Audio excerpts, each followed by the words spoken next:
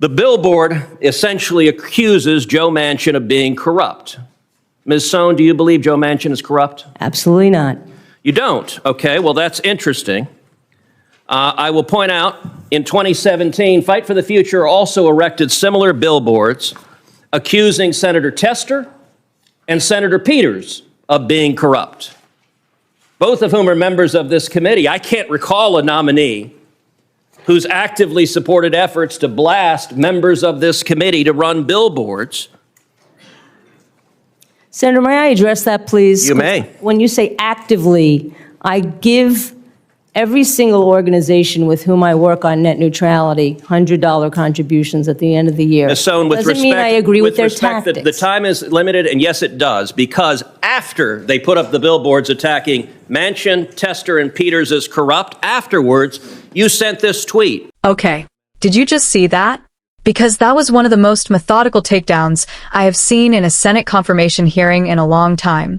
And we're about to watch the whole thing together.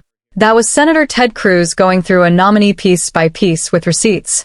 No theatrics, no grandstanding, just facts and a nominee who could not keep her story straight. I know some of you will come into the comments saying this is political or that Cruz is just playing games. But I want you to watch this with your eyes open because what we are breaking down today is not about left or right. It is about whether someone seeking public office is being honest with the people responsible for confirming her. Before we dive in, smash that like button, hit subscribe if you are new here, and share this with someone who needs to see it. This is exactly the kind of hearing that deserves more attention. Now let's watch the full thing, and then break it all down. Thank you, Madam Chair. Ms. Sohn, this is your third hearing. That is highly unusual. One of the reasons that you've had three hearings is that in the first hearing, you went through the entire hearing without disclosing the sweetheart settlement concerning Locast. And the entire purpose of the second hearing was when that came to light. You actively misled Ranking Member Wicker when he asked you in writing about the $32 million settlement. You did not correct the record that it was, in fact, only 2% of that amount, $700,000. You also disclosed at that second hearing that you never notified the White House of this sweetheart deal, even though you signed it literally the day after they announced their intention to nominate you. My question is this: do you think that your failure to disclose the secret deal to this committee and your failure to disclose it to the White House, do you think that reflected poor judgment, yes or no? No, I answered Senator Wicker's question honestly. Okay, and on advice of counsel. So no, you don't think it was poor judgment? No, I do not, because I was bound by the confidentiality agreement of the settlement. With respect, no, you were not. The confidentiality agreement, section 6.0, prohibited you from communicating with the media or the press. The last I checked, the United States Senate is not the media or the press. You had an obligation to answer this body accurately, and you did not. I would note the White House is not the media or the press, and you told this committee you didn't inform the president of it either. Let me move on. You don't think it was poor judgment to mislead this committee or to mislead the president who was nominating you. Let me ask you a second question. Senator, I don't agree that I misled this committee, so I would like to make that. The record is, I believe, abundantly clear, and in fact, I will be sending out my cross-examination from the last hearing where you repeatedly mislead this committee in that hearing. And in fact, we'll go ahead and actually put this up. I'll note, I asked, did you disclose to the committee that agreement? I did. Did you disclose the agreement to the committee? I did. Hold on a second. Did you disclose to this committee? Yes or no? I did. You disclosed the $700,000 secret settlement? No. So 3 times you say I did, and then, oh, no. You did not. You misled this committee, and you also misled the White House. Let me ask you secondly, the 15 months that your nomination has been pending, you've made not 1, not 2, not 3, you've made 12 separate political contributions to senators running for office. I've been in the Senate 10 years.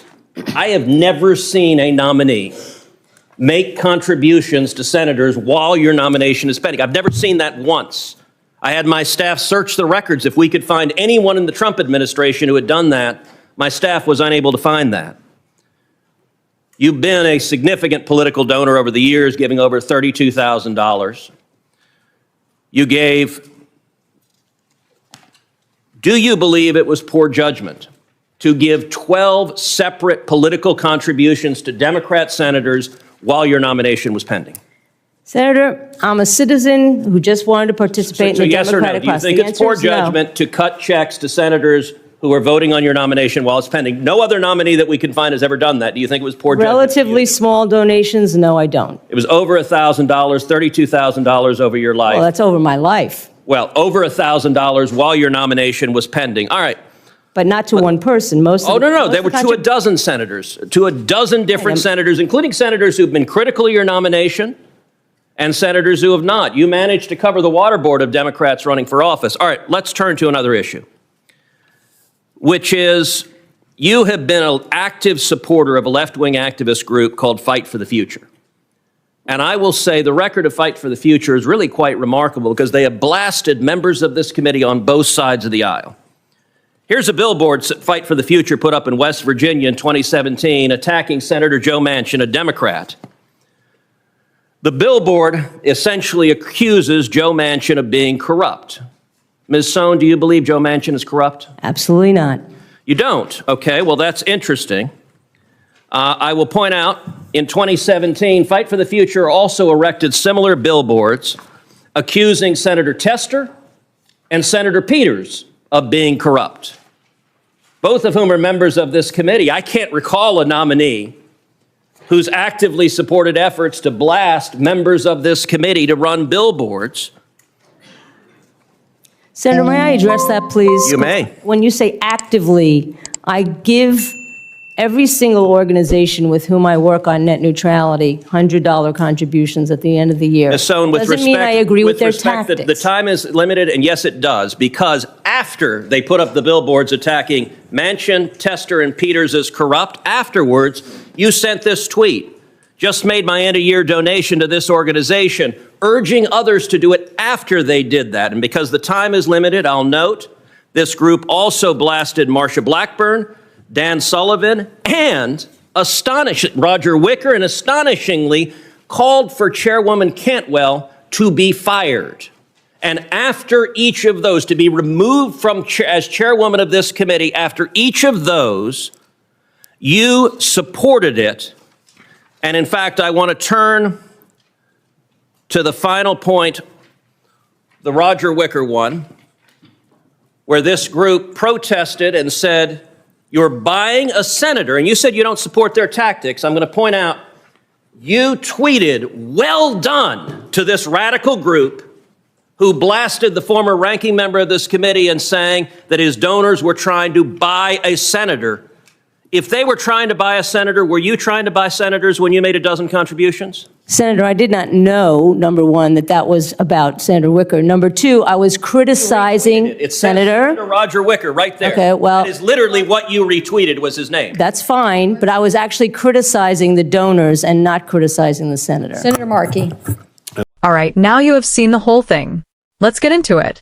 First, Ted Cruz came prepared. This was not a politician showing up to score Twitter clips. He walked in with documents, quotes, a clear timeline, and a structured argument. Whether you like him or not, you have to respect the preparation. Start with the settlement, because honestly, that alone should raise serious flags. This is a nominee who sat before this committee in the first hearing and said absolutely nothing about a confidential settlement she had signed the day after her nomination was announced. Think about that timing. The day after. And she stayed silent. Then in the second hearing, she allegedly misled Senator Wicker about the actual dollar amount, letting him believe it was $32 million when it was really $700,000. That is not a rounding error or a misunderstanding. That is a deliberate omission that paints a completely different picture. Then she tries to hide behind the confidentiality agreement, claiming she was bound by its terms. But Cruz shuts that down straight away. The confidentiality clause only restricted communication with the media and the press. The United States Senate is not the media. The White House is not the media. She had a clear obligation to be transparent with the body evaluating her, and she chose not to be. That is not a technicality. That is a character issue. And then Cruz plays the clip where she says, I did 3 times when asked if she disclosed the settlement, and then it immediately becomes clear she did not. 3 times. On camera. I do not know how you watch that and think this person is being straight with the committee. Now, the political donations. 12 separate contributions to Democratic senators while her own nomination was pending. Cruz's team searched the records and could not find a single Trump-era nominee who had ever done that. Not one. And some of these donations went to senators who had been openly critical of her nomination. That is either extraordinarily poor judgment or something far more calculated. Neither option is a good look. Then there is the fight for the future situation. This is a group that ran billboards calling sitting senators corrupt, including members of the very committee she was appearing before. Manchin, Tester, Peters, Blackburn, Sullivan, Wicker, and they even called for Chairwoman Cantwell to be removed. After all of that, Stone publicly encouraged people to donate to them and tweeted, "Well done," after they went after Wicker. Then she sits in that chair and says she did not really know what it was about. That does not add up. Cruz's final point is actually a smart one. If the group she was praising accused Wicker's donors of buying a senator, then what exactly were her own 12 contributions to sitting senators doing? She does not have a clean answer to that. Here's my overall take. Cruz was not being cruel or doing this for the cameras. He was doing exactly what oversight is supposed to look like. Documented evidence, structured arguments, and direct questions that needed direct answers. What he exposed was not a one-time mistake. It was a pattern of omission and misdirection that raises real questions about whether this person has the integrity the position requires. You can disagree with Ted Cruz on policy all you want, but what happened in that room was a senator doing his job properly. Drop a comment below and tell me what moment stood out to you the most.